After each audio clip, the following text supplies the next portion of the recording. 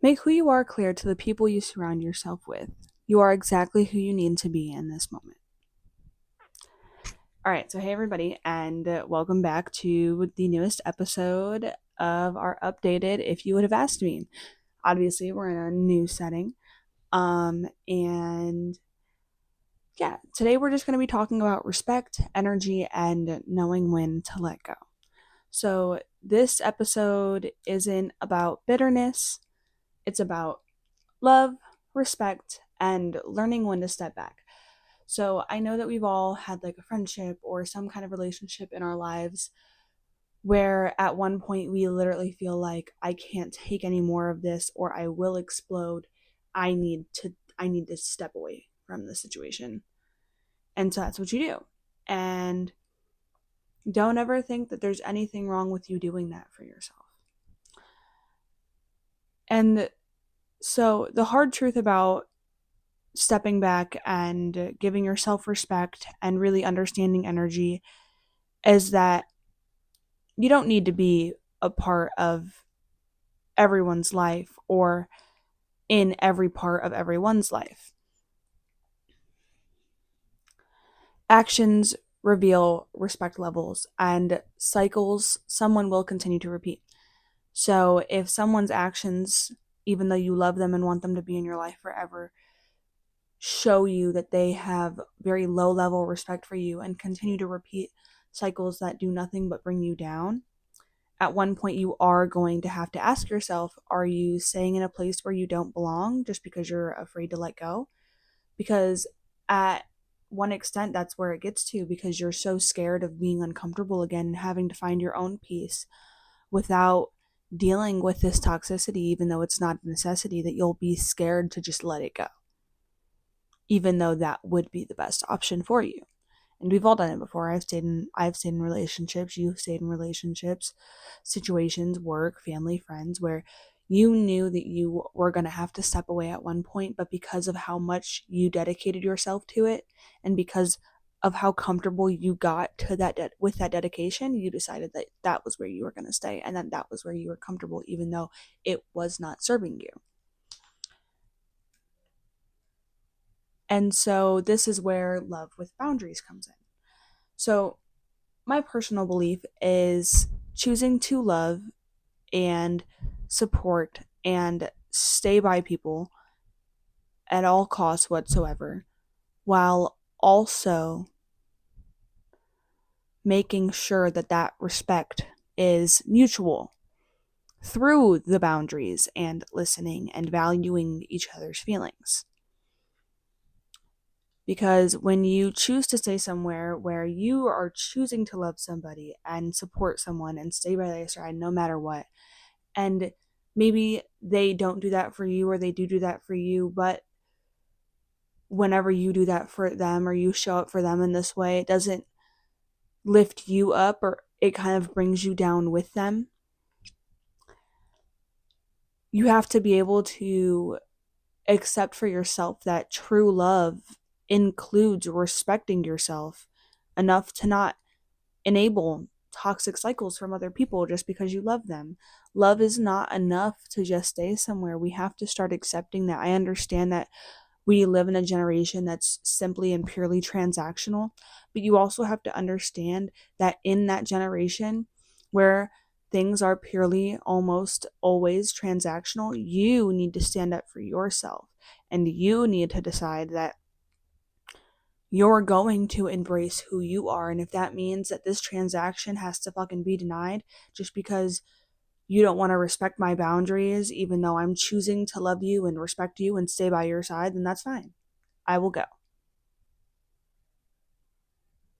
At least I know the door's not going to hit my ass on the way out. And when it is time to step back, you have to be able to leave with a clear conscience. And so when I say that, I just mean that letting go doesn't mean that you are disrespecting somebody or that you hate them or that there's a lack of love for them. It's actually the opposite. You respect them so much that you and yourself so much, and maybe sometimes you don't respect them or you don't respect yourself, but maybe you leaving is what's going to take you to that place of finding respect for them or yourself. And maybe you leaving is you respecting them and yourself. And it doesn't mean that you hate them, because if it's someone that you've truly loved, then you stepping back shouldn't be something that makes the world fall apart. It should be something that kind of either opens their eyes or just is another push along their path, because when we genuinely love each other fully, we are able to understand that we don't need it to be up each other's ass 24/7 or for years on end. Like, it can come and it can go. Life, as generic as it sounds, comes in waves. And it just means that recognizing that healing is not always your responsibility. So when I say that, obviously your healing is your responsibility, but when you're taking a step back from somebody else, you're also enabling their healing, especially if you fully recognize that you two, or however many people this may be, that just being in each other's life is not serving you or them. Okay, if nothing's serving me and nothing's serving them, and this is a purely transactional, nothing is fulfilling me here, I need to go. You guys can't even see what I'm doing on the bed here, but I need to go. I need to leave. I need to respect myself. I need to respect you, and I need to give us enough space for us to just grow into our own selves. Because sometimes both people just need space to just grow on their own. Like, I'm sure everyone at some point has heard, like, a plant can't grow if it stays in the same small pot. You have to keep moving a plant into a bigger pot so it can grow fully. That's no difference when it comes to people's trying to embrace their most authentic and highest self. So, the lesson that I want you to take from this small little part is just that allowing someone room to grow is a form of deep love. It's not hate or disrespect or lack of love. And once you're able to kind of be able to let go with love, you can start shifting your focus back onto yourself and understanding that what someone else is going through isn't about you. It is about what they need to go through. And now you need to put your head back on straight and focus on yourself again to work through what you are also going through. Because there's never going to be a moment in time when we're not going through something somewhere in our minds and our lives. Like, let's be real. They never shut up. We are all aware of this by this point. It's just a chance to refocus on yourself and your growth and your energy and where you want that to sit at when it comes to being in alignment with your peace. So, like, take a second and just think, like, where in your life do you need to shift focus back onto yourself?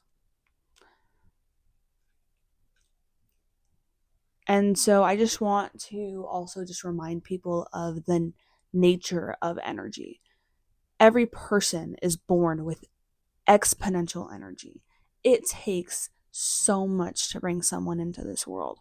And all the energy that it takes to bring someone into this world goes into that person. The moment that they come, the moment that they open their eyes and they are ready to embrace oxygen and what the physical world has to give to them. We, as we grow, give this energy back to the world through every experience, often unconsciously. So every day, the way that you open a door, the way that you wake up in the morning, the way that you pet your cats, the way that you look at that person down the street, that is an exchange of energy. And a lot of the times people will negatively exchange this energy, which just causes like this ginormous ripple effect. And sometimes we feel like this energy, without recognizing it, fuels us through both joy and pain. So you have to understand that for it to be okay or with it being okay that you are taking a step back and stepping away from people, it's because your presence carries weight as much as theirs does.